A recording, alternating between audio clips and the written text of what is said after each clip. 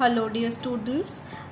हमने पिछली क्लास जब हमने जूम पे कंडक्ट की थी तो टेलीविज़न प्रोडक्शन शुरू किया था। टेलीविज़न प्रोडक्शन में हम पढ़ने वाले हैं कि हमारे जो टेलीविज़न है उसकी प्रोडक्शन प्रोसेस में क्या क्या चीज़ें होती हैं और टीवी पर किस तरीके के प्रोग्राम आते हैं। वैसे तो आप सोच रहे होंगे कि टीवी पर किस तरीके के प्रोग्राम आते हैं, ये देखने के लिए हम टीवी ऑन कर सकते हैं, हम पढ़ क्यों रहे हैं, पर हम इसके पीछे का जो लॉजिक है वो नहीं समझ पाते। हमें सबको दिखाई तो देता है कि टीवी पर क्या आ रहा है और कब आ रहा है, पर हमें पता नहीं कि क्या क्यों किस टाइम आ रहा है। तो इसको थोड़ा डिटेल में पढ़ने के लिए हम इस चैप्टर में आगे जाएंगे। ठीक, तो वैसे तो it's like a revision video क्योंकि आपको कुछ कुछ चीज़ें मैं बता चुकी हूँ, पर still I want to continue with this. तो टेलीविज़न एक ऐसा मीडियम है जिसकी वजह से हम अपने सारे काम छोड़कर अपने घर भागते हैं ताकि हम अपना फेवरेट टीवी प्रोग्राम देख सकें। हमारा फेवरेट टीवी प्रोग्राम कैसा भी हो सकता है, वो एक रियलिटी बेस्ड शो हो सकता है जैसे कि इंडियन आइडल या डांस इंडिया डांस, कौन बनेगा करोड़पति, बिग बॉस, या फिर कोई डेली सीरियल हो सकता है जैसे कि तारक मेहता का उल्टा चश्मा, क्राइम पेट्रोल, या फिर कुछ ऐसा जिसमें म्यूज़िक और गाने आते हों, सॉन्ग्स आते हों, या फिर कोई मूवी या फिर कोई मैच, कुछ भी। और टीवी की सबसे बड़ी खास बात भी यही है कि हमें जैसा पसंद होता है हम उस पर वैसा ही प्रोग्राम देख सकते हैं। इसीलिए हम कहते हैं कि टेलीविज़न सबकी ज़रूरत के हिसाब से उनको एंटरटेनमेंट देता है। चाहे आप 12 साल के बच्चे हो या आप 40 ईयर के कोई मेल फीमेल हो या फिर आप 70 ईयर के हो, आपको आपके हिसाब का कंटेंट मिल जाएगा। 12 साल के बच्चे यूजुअली कार्टून्स देखते हैं तो कार्टून टीवी पर आता है। 40 ईयर्स के लोगों को ज़्यादा न्यूज़ में इंटरेस्ट होता है तो न्यूज़ भी टीवी पर आती है। 70 ईयर्स के लोग क्या करते हैं, 70 ईयर्स के लोग ज़्यादा रिलीजियस प्रोग्राम्स देखते हैं और हमारे पास कई सारे रिलीजियस चैनल्स आते हैं टीवी पर। अगर आप 30 से 50 ईयर्स के हो तो आपके हिसाब के प्रोग्राम भी हैं। अगर आप 7 ईयर्स के हो तब भी आपके लिए प्रोग्राम्स आते हैं। चाहे आप मेल हो चाहे फीमेल हो, चाहे आपको डांसिंग पसंद हो तो डांसिंग बेस्ड प्रोग्राम्स आते हैं, अगर आपको कुकिंग पसंद है तो कुकिंग बेस्ड प्रोग्राम्स आते हैं। हर तरीके के इंसान के लिए हर तरीके के शोज़ टीवी पर आते हैं। इसीलिए टेलीविज़न सब में सबसे पॉपुलर मीडियम है एंटरटेनमेंट का।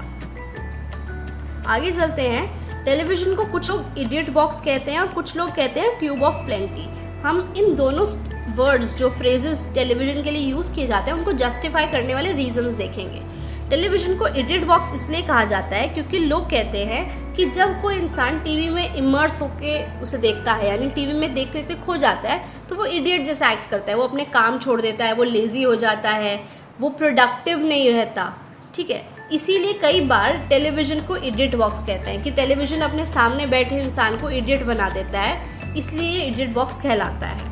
इसे ट्यूब ऑफ प्लेंटी इसलिए कहते हैं क्योंकि ये हर इंसान को, प्लेंटी ऑफ लोग, मतलब इसके पास हर इंसान को एंटरटेन करने के लिए प्लेंटी ऑफ मीडियम है, प्लेंटी ऑफ सोर्सेज हैं कि आपको सॉन्ग्स देखने हैं, आपको मूवीज़ देखनी है, आपको रिलीजियस प्रोग्राम्स देखने हैं, आपको न्यूज़ देखनी है। आपको न्यूज़ देखनी है तो इंग्लिश में देखने के लिए अलग है, हिंदी में देखने के लिए अलग है, पंजाबी, मराठी, गुजराती, एनीथिंग, हरियाणवी, जिसमें आपको टीवी में कुछ भी देखना है आपको उस तरीके के प्रोग्राम्स मिल जाते हैं। इसीलिए इसे ट्यूब ऑफ प्लेंटी भी कहा जाता है। आगे चलते हैं।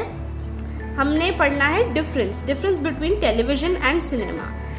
टेलीविज़न और सिनेमा के बीच का ये डिफरेंस हम पढ़ें इससे पहले मैं जानना चाहती हूँ या आपको बताना चाहती हूँ कि टेलीविज़न और सिनेमा में सिमिलैरिटी क्या होती है।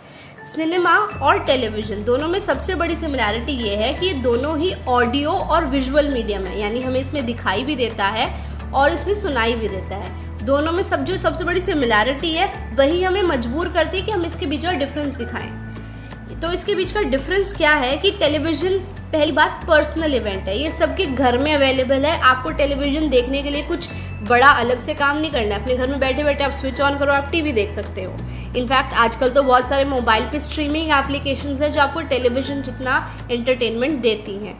ठीक, और उसके अलावा हमारे पास जो सिनेमा है, सिनेमा देखनी हो, अगर हमें मूवी देखनी है थिएटर में तो स्पेशली घर से जाएंगे, किसी को पूछेंगे, जी अपने भाई को, बहन को, फ्रेंड को, मम्मी को, पापा को कि मूवी देखने लगी है, मूवी देखने चलते हैं। फिर आप सोशल गैदरिंग की तरह एक सोशल इवेंट जैसा बन जाता है थिएटर में मूवी देखना। ठीक है, तो जो टीवी है वो वीडियो टेप यूज़ करता है, जबकि सिनेमा क्या यूज़ करता है, फिल्म।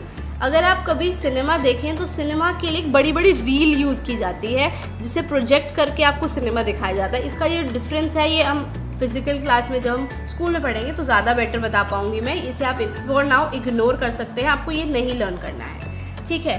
उसके अलावा टेलीविज़न की इमेजेस वर्चुअल और इरेक्ट होती हैं और सिनेमा की इमेजेस रियल और इन्वर्टेड होती हैं, ठीक है। ये डिफरेंस थोड़ा साइंस से रिलेटेड है पर हमें पता होना चाहिए, पर अगर आप इसे लर्न नहीं भी करेंगे तो चलेगा, ठीक है। वर्चुअल और इरेक्ट इमेजेस और रियल और इन्वर्टेड इमेजेस साइंस में हमने पढ़ी है लास्ट ईयर, अगर आपको याद हो तो, ठीक है। तो टेलीविजन के सिग्नल्स कैसे होते हैं, ट्रांसमिट किए जाते हैं, जबकि फिल्म्स में एक प्रोजेक्शन होती है। अब इसका क्या मतलब है, टेलीविजन के सिग्नल एक स्टूडियो में से भेजे जाते हैं, वो वाया सैटेलाइट हमारे टेलीविजन सेट्स तक पहुंचते हैं।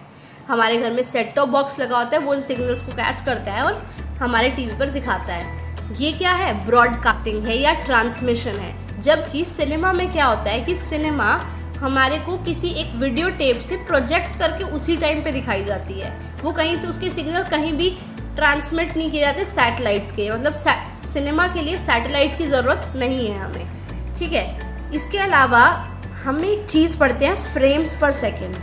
ये चीज़ मैं क्लास में आके समझाऊंगी, फिलहाल सिर्फ आप इतना लर्न कर लें कि टेलीविज़न की स्पीड होती है 25 फ्रेम पर सेकेंड और सिनेमा की 24 फ्रेम्स पर सेकेंड। ये जो फ्रेम पर सेकेंड है ये मैं क्लास में एक अलग लेक्चर पे पूरा समझाना चाहूँगी। इसे आप फिलहाल के लिए सिर्फ इतना लर्न कर लें कि 25 to 30 फ्रेम्स पर सेकेंड और 24 फ्रेम्स पर सेकेंड सिनेमा में, ठीक है। तो टीवी पे फिल्म्स दिखाई जा सकती हैं। हम अब ये डिफरेंस है कि आप टीवी पे कितने सारे चैनल्स आते हैं, जी टीवी, जी सिनेमा, सोनी, स्टार मूवीज़ और इस तरीके के B4U मूवीज़, इस तरीके के बहुत सारे चैनल हैं जिसमें सिर्फ और सिर्फ मूवीज़ आते हैं। जबकि टीवी के प्रोग्राम्स हम सिनेमा हॉल में नहीं देख सकते, यानी टीवी पे हम फिल्म्स देख सकते हैं पर सिनेमा में हम टीवी नहीं देख सकते। टीवी हमारे पास एक मल्टी चैनल एक्सपीरियंस है, मतलब टीवी पे हमारे पास बहुत सारे ऑप्शंस हैं, जबकि सिनेमा पे हमें एक ही सिंगुलर काम कर सकते हैं। आप एक बार सिनेमा हॉल जाएंगे तो एक ही मूवी देख सकते हैं, ऐसा नहीं कि एक मूवी के अंदर दूसरी मूवी साथ साथ देख लें, नहीं। तो सिनेमा एक सिंगुलर इवेंट है और जबकि टीवी एक मल्टी चैनल एक्सपीरियंस है, ठीक। नेक्स्ट हम पढ़ेंगे कि आपका फेवरेट टीवी शो कौन सा है। हमारे पास जैसे लोग हैं वैसे उनके टीवी शोज़ पसंद हो सकते हैं, हमें कोई भी शो किसी भी तरीके का पसंद आ सकता है, वो हमारी पर्सनल चॉइस है। ये कुछ एग्जाम्पल्स हैं टीवी प्रोग्राम्स के जो हम नॉर्मली आजकल ज़्यादा देख रहे हैं, ठीक। फिर हमारे पास आता है टीवी के प्रोग्राम्स कितने टाइप के हो सकते हैं। टीवी के प्रोग्राम दो टाइप के हैं, फिक्शनल और नॉन फिक्शनल। ये जो वर्ड है फिक्शनल, ये यूज़ होता है इमेजिनरी चीज़ों के लिए।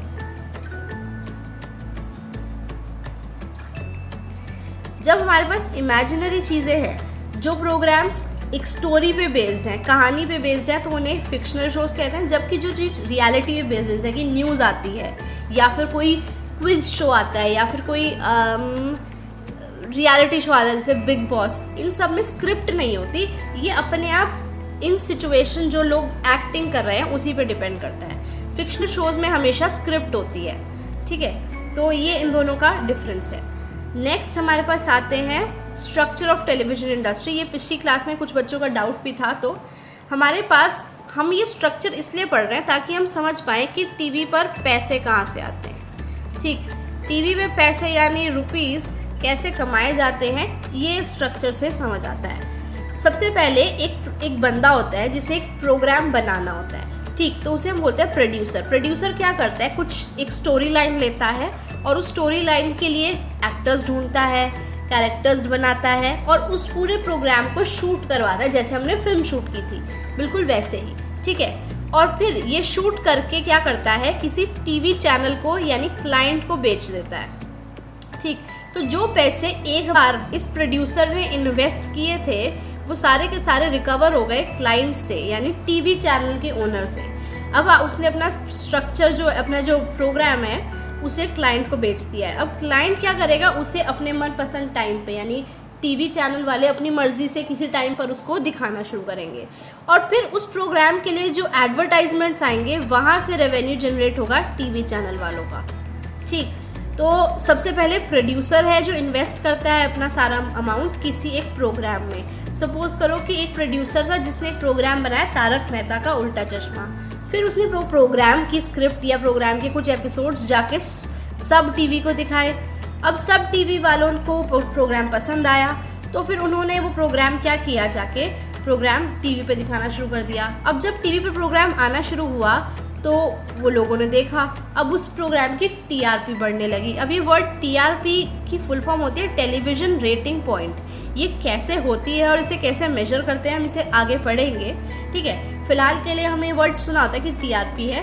तो जब उसकी टीआरपी बढ़ने लगती है तो उसे एडवर्टाइजमेंट्स मिलते हैं। तो जितनी ज़्यादा एडवर्टाइजमेंट है उतना ज़्यादा फ़ायदा क्लाइंट को यानी टीवी चैनल के ओनर को होने वाला है। और स्पॉन्सर्स यानी एडवर्टाइजर्स अपनी रेवेन्यू सेल्स से कमाते हैं, ठीक है। अब मैं एक पॉइंट बताना चाहती हूँ कि जितनी भी मीडिया है, चाहे वो सिनेमा हो, चाहे वो टीवी हो, चाहे वो न्यूज़पेपर्स हो, चाहे वो रेडियो हो, चाहे वो इंटरनेट हो, अपनी रेवेन्यू जो जनरेट करते हैं सारे के सारे वो करते हैं एडवर्टाइजमेंट्स के लिए, एडवर्टाइजमेंट से। यानी एडवर्टाइजर्स या स्पॉन्सर्स बैकबोन है मीडिया इंडस्ट्री की। मीडिया में मेजॉरिटी ऑफ रेवेन्यू यानी मैक्सिमम रेवेन्यू जो आती है वो शेयर आता है एडवर्टाइजर्स।